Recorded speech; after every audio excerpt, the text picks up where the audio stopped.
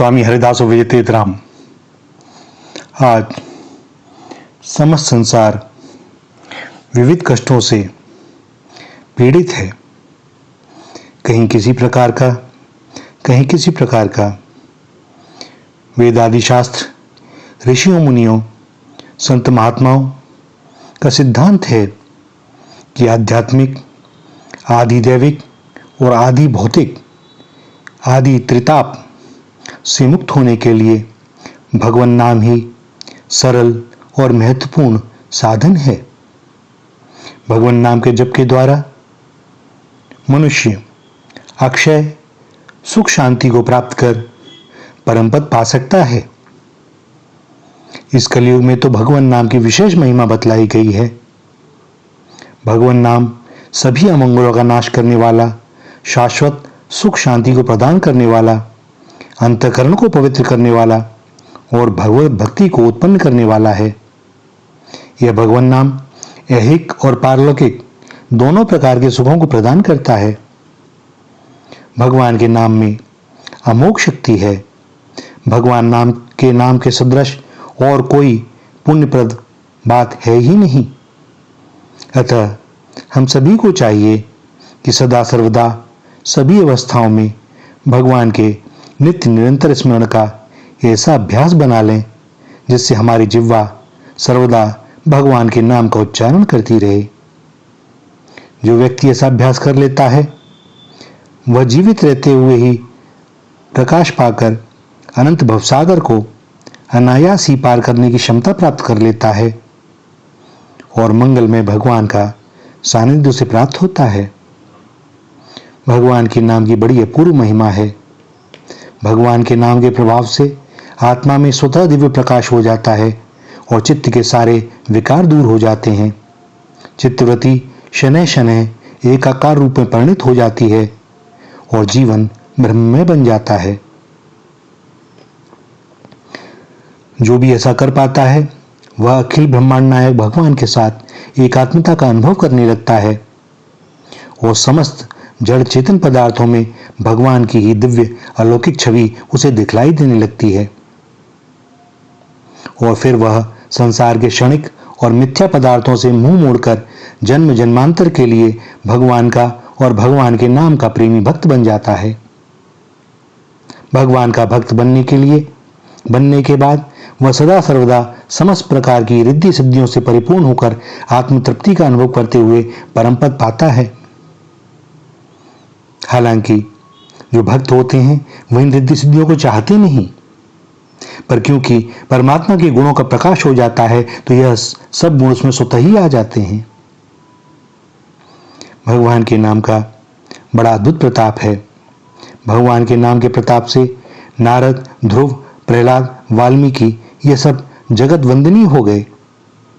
भगवान के नाम के प्रताप से भक्त प्रहलाद की अग्नि से, सर्पदंश से और सिंह से रक्षा हुई। भगवान के नाम के प्रताप से मीराबाई विष रूप में दिए गए चरणामृत का पान करने के बाद भी जीवित ही रही। भगवान नाम के प्रताप से द्रौपदी की कौरव सभा में रक्षा हुई और भगवान के नाम के प्रताप से ही ग्रह के द्वारा ग्रस्त गजेंद्र का उद्धार हुआ। भगवान के महात्म्य के संबंध में शास्त्रों में इतना अधिक वर्णन किया गया है कि उसका एक संग्रह कर दिया जाए तो एक पुराण बन सकती है।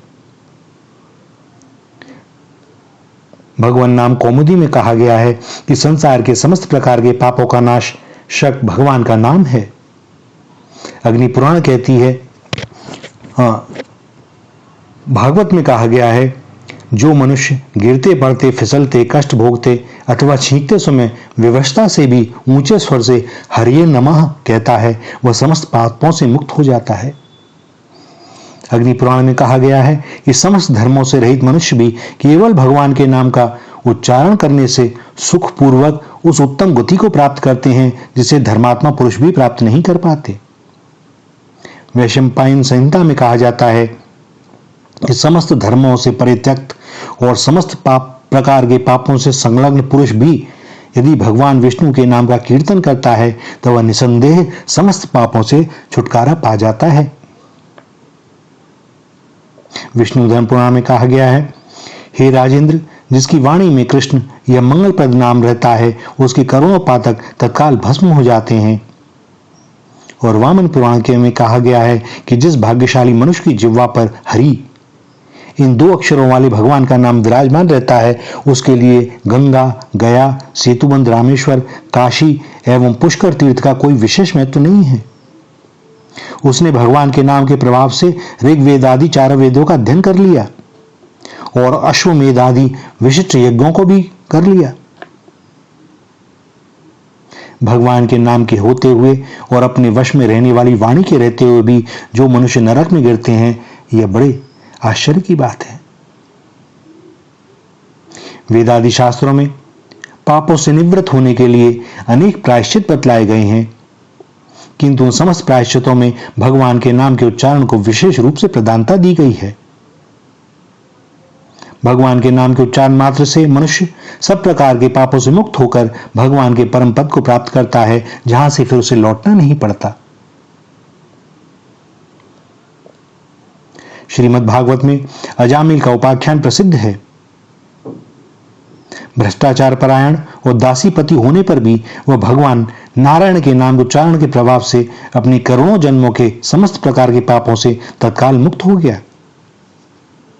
भागवत में लिखा है, बड़े बड़े ब्रह्मवादी ऋषि मुनियों ने पाप निवारणार्थ कृच्छ, चांद्रायण आदि विविध प्रकार के व्रत एवं प्रायश्चित बतलाए हैं, किंतु उन समस्त प्रायश्चितों से पापी की वैसी शुद्धि नहीं होती जैसी भगवान के नामोच्चारण से होती है। क्योंकि भगवान के नामोच्चारण करने से मनुष्य के चित्त में भगवान के गुणों का दिव्य प्रकाश होता है। प्रायश्चित करने के बाद भी यदि मनुष्य का चित्त पुनः कुमार्ग की ओर प्रवृत्त हो तो पूर्ण रूप से उसका प्रायश्चित होता नहीं।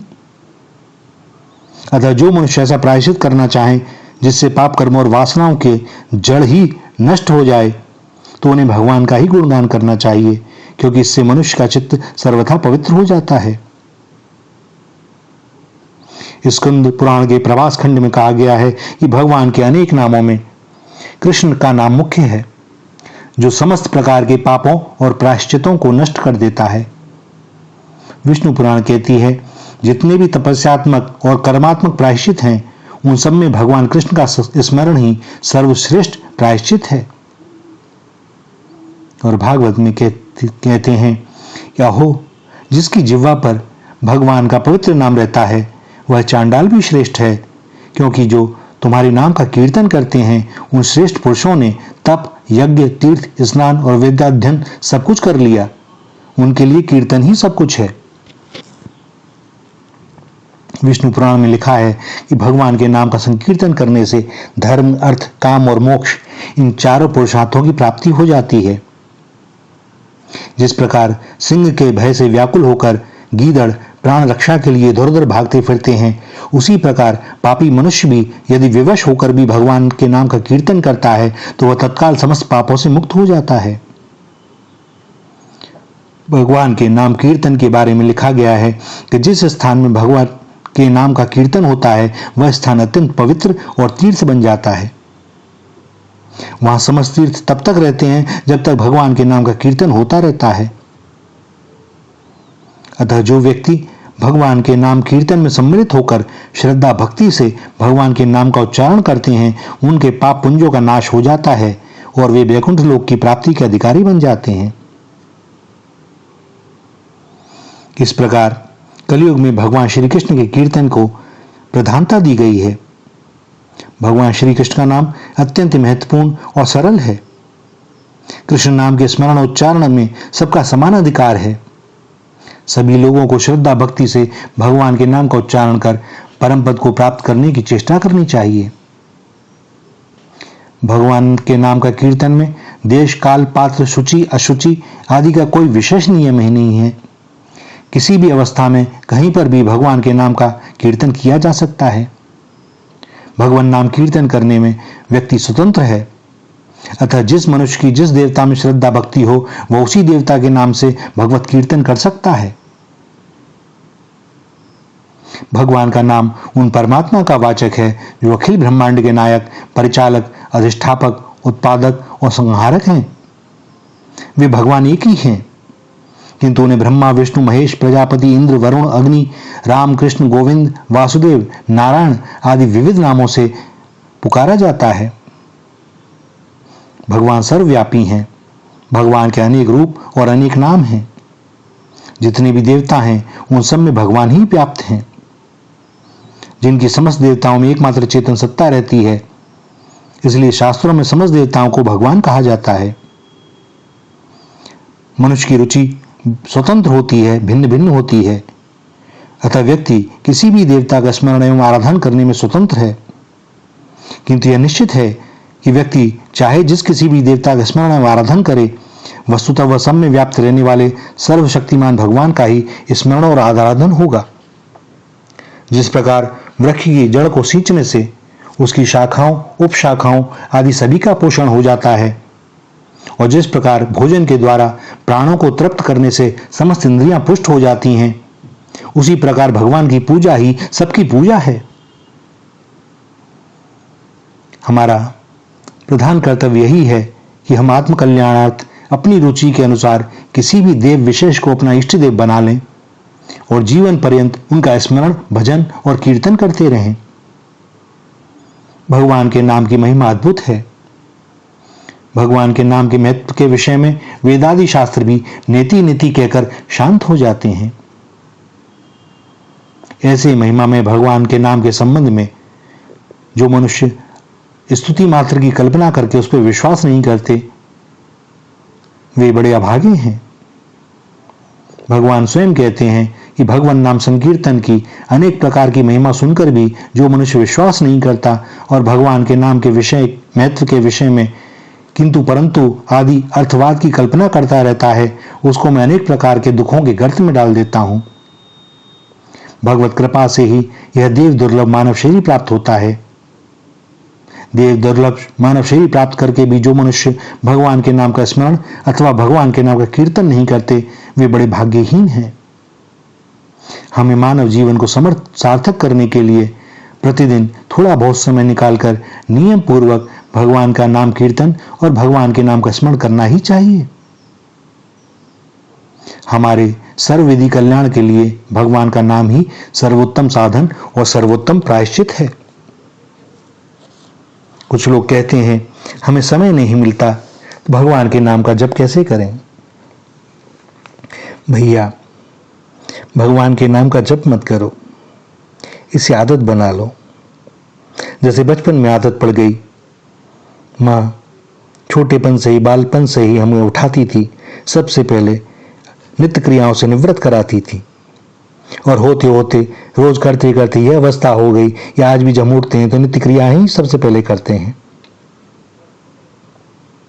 और उस समय हमें लगता नहीं कि हम नित्य क्रिया कर रहे हैं, ये आदत हो गई, स्वतः होता है। तो ऐसे ही भगवान के नाम के जप की आदत पड़ जाए। घर से हम कार्यालय के लिए निकलते हैं, फैक्ट्री के लिए निकलते हैं, काम के लिए निकलते हैं, कहीं भी जा रहे हैं, आप चाहे वाहन चला रहे हो, कुछ भी, आप चारों ओर देखते हैं, सब कुछ करते हैं, बाजार को देखते हैं, लोगों को देखते हैं, लेकिन पहुंचते आपकी गाड़ी रुकती वहीं है जहां आपका लक्ष्य है। वो चित्त में अलग से बैठा हुआ है। जैसे पनिहारिन नदी से पानी का मटका लेकर चलती है, वो हाथ हिलाती चलती है, बातें करती चलती है, लेकिन उसका मटका सुरक्षित रहता है, उसमें से जल गिरता नहीं। इसी प्रकार यह समय हमें मिलता है, हम एक स्थान से दूसरे स्थान को जा रहे हैं, क्या कर रहे हैं हम? उस बीच में नाम लेते रहे, वहां पहुंच गए, अपना काम किया, वहां से फिर चले, फिर नाम लेते रहे, मन ही मन नाम लें, और धीरे धीरे ये आदत बन जाएगी। धीरे धीरे यह भी हो जाएगा कि यह जो हम काम कर रहे हैं यह भी मेरे भगवान का ही काम है, बड़ी कृपा करके उन्होंने मुझे इस पात्र बनाया है और मैं यह कर पा रहा हूं। कैसी अद्भुत कृपा है ठाकुर जी की। माताएं घर की सफाई करती हैं, बुहारी करती हैं, भोजन बनाती हैं, तो भैया सब ठाकुर जी के लिए करो ना, करना तो आपको है ही, उनके प्रति क्यों नहीं समर्पित कर देते इसको, और यह सब पूजा हो जाएगा। मैं बुहारी लगा रही हूं तो मेरे ठाकुर का घर को बुहार रही हूं, कहीं भी एक तिनका ना रह जाए, जो मेरे ठाकुर के प्याव में लगे। ऐसी सफाई हो, भोजन बनाना हो तो मैं प्रसाद बना रही हूं अपने ठाकुर के लिए, ऐसे प्रेम से बनाए, थोड़ा बनाए, जो भी बना रहे हो, जैसा हो, जिसकी सामर्थ्य हो, उनका नाम लेते हुए बनाए। बता लाला क्या खाएगा, आज वही बनाओ। वे मुग्ध हो जाते हैं ऐसे प्रेम पे। और फिर देखिए, वह जो भोजन बनेगा और आप जब उसका भोग लगाएंगे और उसके बाद प्रसाद के रूप में उसे ग्रहण करेंगे, तब उसका स्वाद देखिएगा, वह आम दिनों की तरह ना होगा, यह निश्चित माने। अपने बच्चों का जो लालन पालन कर रहे हैं, सब कुछ कर रहे हैं, भगवान की बड़ी कृपा है, उन्होंने पात्र समझ के मुझे दिए हैं, मुझे उनकी सेवा करनी है, भली बात है। ये हमारे बच्चे नहीं है, भगवान के ही हैं, क्योंकि हम भी तो उन्हीं के हैं। उन्हें लगा कि हम दिन की देखभाल कर पाएंगे तो हमें करनी चाहिए, तन मन धन से करनी चाहिए। जो भी हमारे कर्तव्य में सारे कर्तव्य कर्म करें, किंतु स्मरण रखें कि वे भगवान के हैं। सो किसी से कोई अपेक्षा ना हो, क्योंकि दुख का मूल कारण यह अपेक्षा ही है। आपसी संबंधों में हम किसी से कुछ चाहते, हमने यह किया तो उसने यह क्यों नहीं किया। भैया किसकी अपेक्षा कर रहे हो? यह क्षणभंगुर जीवन है, एक स्वप्न की तरह इसका अंत हो जाएगा और पछताना पड़ेगा, हाथ में कुछ नहीं आएगा। तो जो भी कर्म कर रहे हैं, जिनसे भी मिल रहे हैं, सब भगवान ही हैं। वासुदेव सर्वम। यह उक्ति केवल कहने और लिखने पढ़ने के लिए नहीं है, अनुभव की बात है। क्यों नहीं अनुभव कर पाते?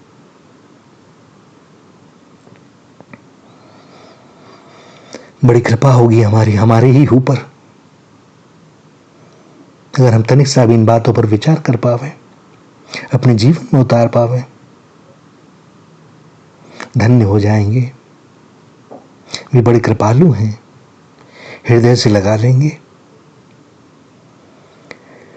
श्री राधा, श्री राधा, श्री राधा।